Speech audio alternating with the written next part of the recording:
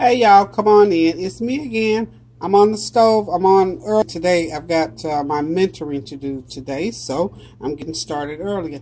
Also, I met a young lady about maybe a few months back and didn't see her for another long time, and she's a friend of a friend, and she broke her foot, bless her heart, last week, and sort of don't have nobody to do a whole lot for her. So today I'm going to cook her some food and take it to her so she'll at least have something to eat. Because let me tell you, I know what it feels like to be laid up when you can't get around. Now my children took care of me, so I can't even imagine what it's like not being able to walk. Bless her heart, she's on crutches and kind of a younger girl. I think she's mid-40s.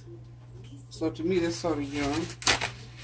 But anyway, you know, she's a real go-get-em type person, so it's kind of more difficult too. That makes it harder when you're used to being up and moving around. Let me tell you something in life before I get started with this meal. Let me just say this to you. As you live and grow and learn in life, whether you're young or old, if you're already doing it, wonderful, keep on doing it. But you know, the Word of God tells us, if you want a friend, show yourself friendly. One of God's last 10 commandments that he left with us was to have no other God before him, and the other one was to love one another as he loves us. So we have to keep those things in mind as we live day to day, because we don't ever know what we're going to come to in life. Sometimes we have lots of family members that will come to our rescue, and sometimes we have lots of family members and they won't come to our rescue. Sometimes we have lots of no family members and we have nobody to come to our rescue. And if we don't make friends along the way, not that you expect anybody else to do what it is you're supposed to do for yourself, but everybody needs somebody at some point in life. So my whole point of saying this is to, if you want a friend, show yourself friendly and to treat people right, so that that day when you need something, because if you've never experienced anything, then you don't know. But let me tell you this. Live long enough and something will come in your life where you will need somebody else. And it's easier to help people when they've been nice to you and kind to you, not licking boots and all that kind of stuff, but hey, how you doing, and treating people right and not putting people down. So, and I'm not saying that is at all what's going on in this particular instance, but I'm just saying treat people well when you are coming through life. When you're in good health, we don't think about what might happen if we fall on ill health. So unless we got lots of money to hire people to come in and do all these things for us, we need to be in a situation where friends and people who just like you. And this particular young lady, because she was outgoing, she's very industrious, well educated, was planning some big things, and I liked her. I liked her, full of energy. I liked her. So I like her well enough to say, okay, I'm going to take her some food over today. I'll take her enough for it'll last her a couple of days. And I'm hoping and praying that somebody else will take something and go by and visit.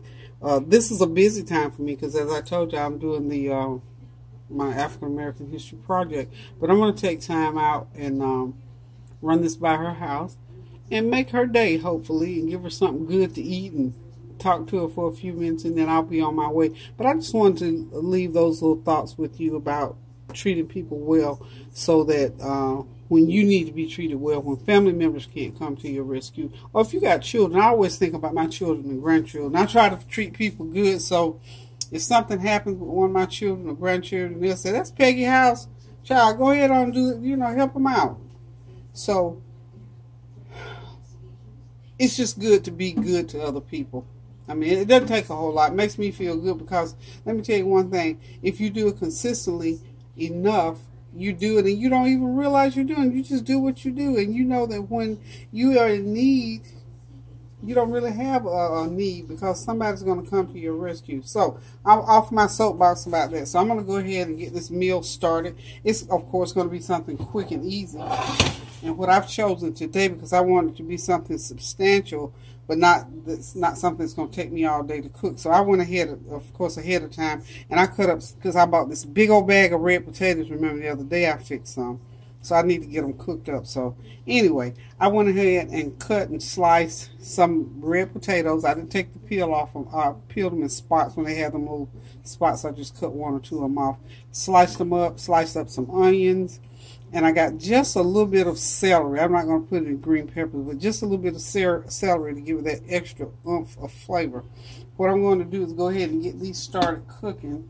And then when they get to a certain point, I'm going to drop in this 1 pound bag of green beans. They're extra fine, so I like them. They're the little thin ones like that. These are the Green Giant brand. This is let's see, make sure that is, yeah, no, it's a 12-ounce bag, which is pretty good size for what I'm doing. So I've got about 6 medium-sized red potatoes, 2 medium onions, and just 1 stalk of celery cut up. Okay, to that I'm going to, of course, add my seasoning. So what I'm going to do first, I'm going to get these beans. Got that grease, got a 1/4 cup of oil in the pan already heated up.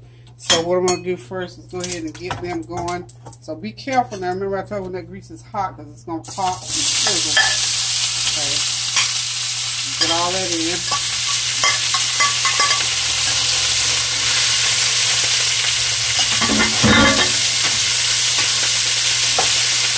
After about, I'm going to say about 10-12 minutes, I'm going to let this cook. And then I'm going to add the green beans because it won't take those green beans all that long to cook. Now to season, I'm going to add approximately a tablespoon of my dried chicken bouillon. Remember, this goes in everything. That's my main seasoning right there that pulls the flavor, gives it that extra oomph, make people wonder what in the world you got going on. Okay. So I'm going to sprinkle. I'm going to take a tablespoon full. I'm just going to sprinkle it, sprinkle over those potatoes. Maybe just a little bit. I just love this stuff. So anyway, got that going on, and then I'm just going to sprinkle just slightly, about a 1/2 teaspoon of that soul food seasoning. Okay.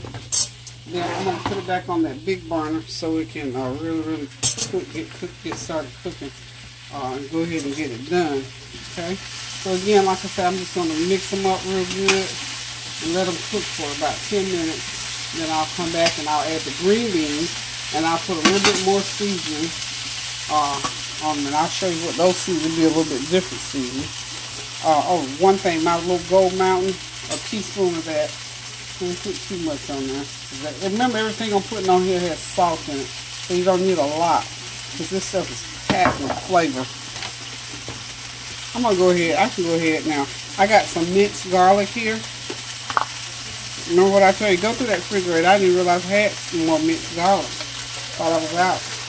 So about a 1/2 tablespoon right now. And when I put the beans in, I'll put some more because I want that minced garlic all over those beans as well. So,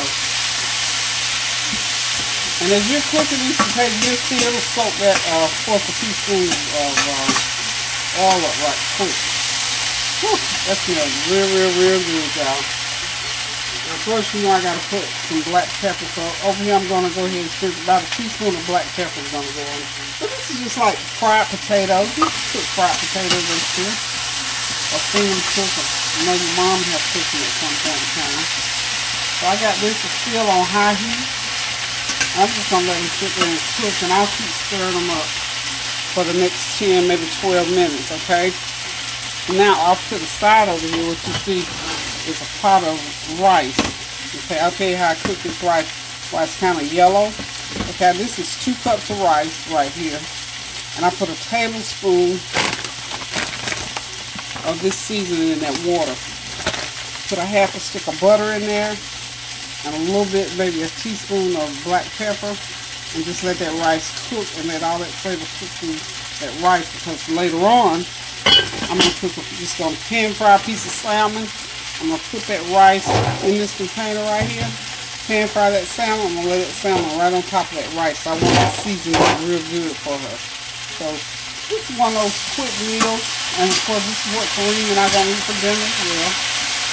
And like I said, this is my they go out to the high school and do my mentoring. Those potatoes are cooking fine. keep that pan really, really hot under there because I don't want a lot of condensation in there. But at some point, I'm going to have to put a lid on it to let that steam go through and cook those potatoes so they're nice and tender. So I'm going to go off screen here just a minute, and I'll be back by the time these potatoes finish cooking. So this is almost a real-time meal. It took me 10 minutes to cut up cut up the potatoes, 10 minutes. And it's going to take another 15, 25, 20. Probably a meal in under about 35-40 minutes to cook this, because you know you got to cook your rice 15 minutes. If you start everything at one time, 15, that takes 15. Cut up time 15. So this is an under 30-minute meal because you know salmon, 3 minutes on each side and it's done. Okay, so I'll be right back. Okay, y'all, I got the beans in. Those potatoes are about done. Those beans, I'm just going to let them steam through there for about 10 minutes. And we're going to have us a red potato and onion, and green bean stir fry to go with this fish over that seasoned rice. So hold on, I'll be right back. Okay, y'all, the green beans, red potatoes, and onion stir fry is ready. Of course, like I said, I'm getting ready to take some to a friend, to a young lady that broke her foot. So I'm gonna wrap them up, and then I'm gonna go ahead and get ready now to do a piece of salmon that I'm gonna put over that rice. So hold on just a second. Okay, y'all, I got my salmon ready to season up. I'm gonna lightly hit it with this lemon pepper seasoning, just lightly. Because the beans, the potatoes, and the rice, everything is seasoned. It's highly, highly seasoned. So this does not need a lot of salt on it. You know, salmon already has its own flavor. So I'm going to do it on both sides. These are salmon fillets that I bought. I think this is called Keta salmon. They're already frozen. They're not the fresh ones. They're the frozen ones. So anyway, I bought a pack. I think I had 6 of these strips of salmon, which isn't bad. I've got a little bit of, this is some of the juice out of that minced garlic. So that doesn't have any salt content. So to give it the flavor, but we don't need the salt. So this is what I'm doing now. When you know you got some food, other food is highly seasoned, and that food is going to complement the taste of the salmon. You know, salmon, like I said, has its own natural flavor. Make sure that juice gets all over there, along with that a little bit more, just lightly, y'all, because you know this lemon pepper seasoning is salty. And I've got my grease over here, it's already heated. These are relatively thin slices, but they're just what they need to be for what I'm doing, because this is going to go on top of rice. Okay, so let me get these over here to the pan.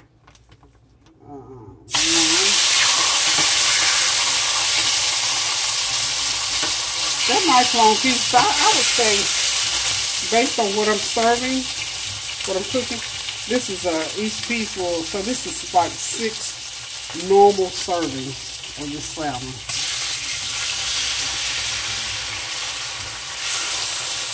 Okay, so it's all in the pan. I'm gonna let it cook on each side for about a good 2 or 3 minutes. You know what salmon looks like when it starts to get a salmon color. You know what salmon, kind of a orangey, opaque color. That's when you know salmon is ready. So it's not ready yet, obviously. So I'm gonna slide it over, and like I say, 3 minutes on each side. And the way I'm going to take this young lady her food, I'm going to go ahead and put the rice. I'm taking it to her because she can keep these pans here. And when she gets ready to heat this up, because she don't need to put this in the microwave, she can just run it through the oven. The rice is still warm. So it'll be a little while before I get ready to leave out of here. I'm going to put some rice in there. So that salmon will go right on top of that rice. And that rice is nice and seasoned. So she can eat off this. Nobody would hurt that I know of. She can eat this for a couple of days. Okay. So I got her some rice there. See, let's put rice down there. So that's about 2 cups of rice in there. And when I get ready to do the salmon, what I'm gonna do is cut that salmon we usually get. I don't want it to break all up, but we're gonna let it continue to cook there, and that's gonna be her. I'm gonna go ahead and cut these like that.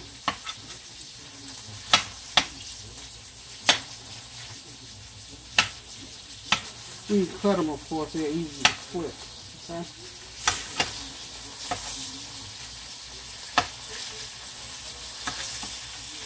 Really, this could have been a meatless meal, real easy. I cut them in 4 pieces. I'm gonna go ahead and start flipping. Real easy to flip. So this could have been a meatless meal because I fixed some food the other night with because red potatoes have a lot of flavor to them. So remember that. And when you throw those onions in there and that other seasoning, wow. You just want to sit there and eat those red potatoes and onions. Keep your heat fairly high under the salmon, but not too high because you don't want it to dry out. Now, I flip this salmon. I cut it up in pieces and I flip it. Okay, it'll be a lot easier to cook and handle out of the pan. So what I'm going to do on the other side, now remember I flipped them, so now I really need to hit it with a little bit, just a little bit. Just a little bit of lemon pepper seasoning. Just a little bit. And then I'm going to hit them with a little lime again. Just a little bit. Just a little bit. Just wave that lime juice over them like that. And you know I got a taste. Perfect. Actually, that salmon is about ready to come on out of that pan. So, here we go.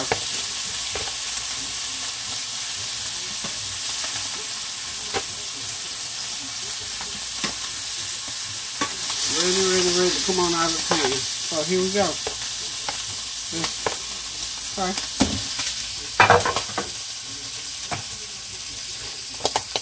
There it is, the salmon and rice. And this is for me to take to an individual. This worked out wonderfully. I'm going to go ahead and cover that. I didn't cook that salmon no more than about 4 or 5 minutes because it's that thin. So if you get if it's a little bit thicker, of course you have to go ahead and cook it a little bit longer. Okay? So, got her 2 pans all ready to go. And I'm going to throw her some salsa up there because she can put that on there when she gets ready to eat. So hold on a minute, let me get the rest of this food out of the pan.